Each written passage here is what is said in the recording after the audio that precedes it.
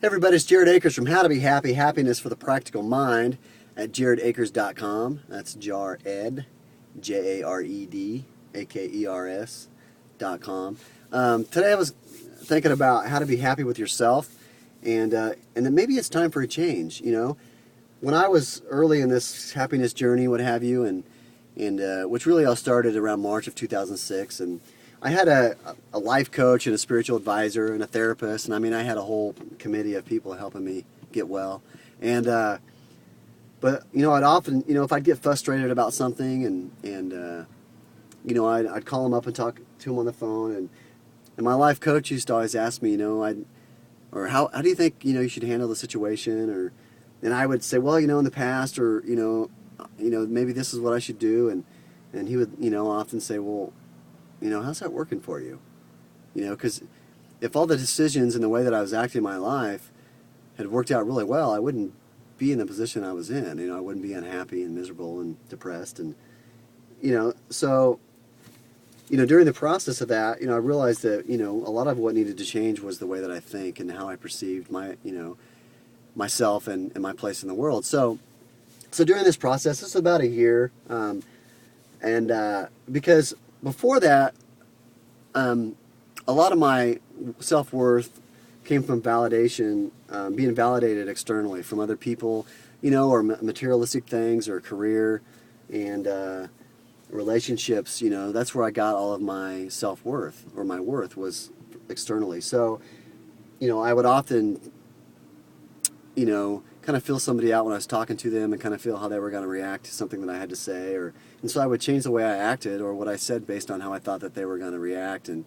that's just, you know, not being authentic, and consequently a lot of my relationships didn't last very long, and because I just wanted to be loved, and you know, and I feared that they wouldn't if they knew the real me, because I didn't really know who the real me was. So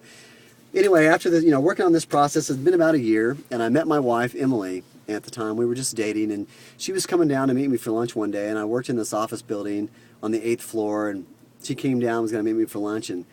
there was something I needed to share with her, and because, you know, at this point I developed a sense of self-worth, and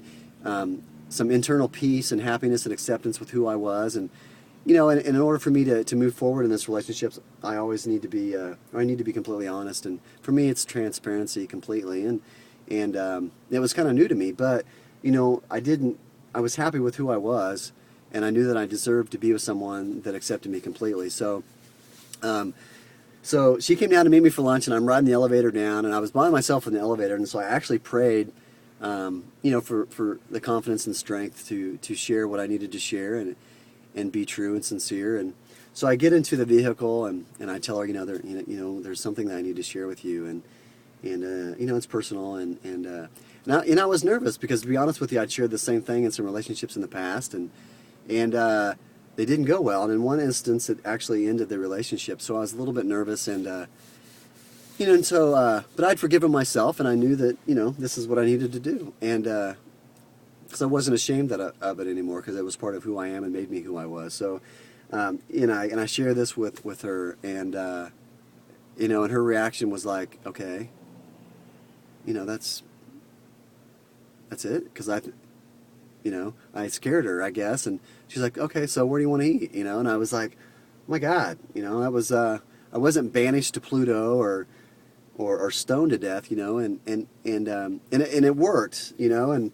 that was it was a change for me. I had changed, and when I talk about change, I'm not talking about just geological or geographical change. I'm talking about real change on your perception about yourself and the way you view your place in the world, and